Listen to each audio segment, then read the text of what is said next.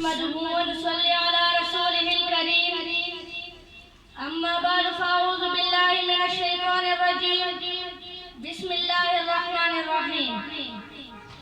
محترم اساتذہ کرام، جج صاحبان، معزز مہمانان اور میرے ہمسفر ساتھیو، السلام علیکم.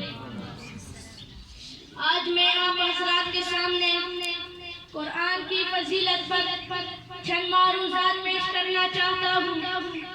معزز سامعین، قرآن بڑی فضیلت والی کتاب ہے. جس طرح یہ کلام تمام کلاموں سے بہتر ہے، اسی طرح وہ انسان بھی تمام انسانوں سے بہتر ہے جو خود بھی اس کا علم حاصل کرے اور اسے دوسروں کو بھی سکھائے.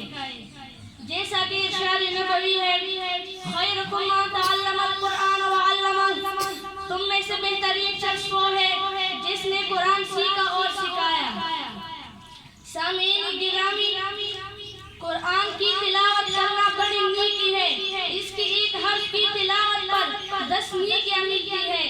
اس پر عمل کے نتیجے میں اللہ تعالیٰ دنیا اور آخرت میں سربلندی عطا فرماتا ہے. تاریخ گواہ ہے کہ جب تک مسلمان قرآن کی تعلیمات پر عمل کرتے رہے، دنیا میں غالب رہے. جب انہوں نے اس کی طرف سے غفلت اختیار کی تو وہ ذلیل اور خوار ہو گئے. یہ بات نبی کریم صلی اللہ علیہ وسلم نے پہلے ہی ارشاد فرما دی تھی کہ اللہ تعالیٰ بہت سی قوموں کو اس قرآن کی وجہ سے سربلندی عطا فرمائے گا اور بہت سی دوسروں قوموں کو اس کی غفلت کی وجہ سے گرا دے گا. معزز سامعین، اگر آپ کسی طبیب کے ساتھ وابستگی چاہتے ہیں تو سورہ فاتحہ میں ہر بیماری کی شفا ہے.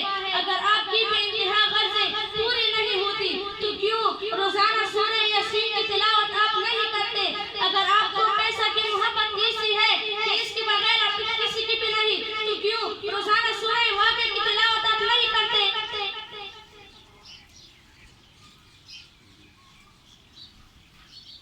اگر کوئی شخص اونچے مکان بنانے پر مر رہا ہے، 7ویں منزل پر اپنا خاص کمرہ بنانا چاہتا ہے، تو قرآن شریف کی تلاوت پر اللہ تعالیٰ 7,000 منزل پر پہنچاتا ہے.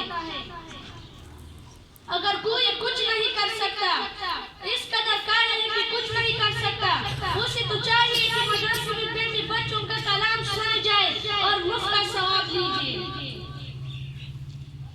قرآن شریف کے ایک حرف کی تلاوت پر 10 نیکیاں ملتی ہے.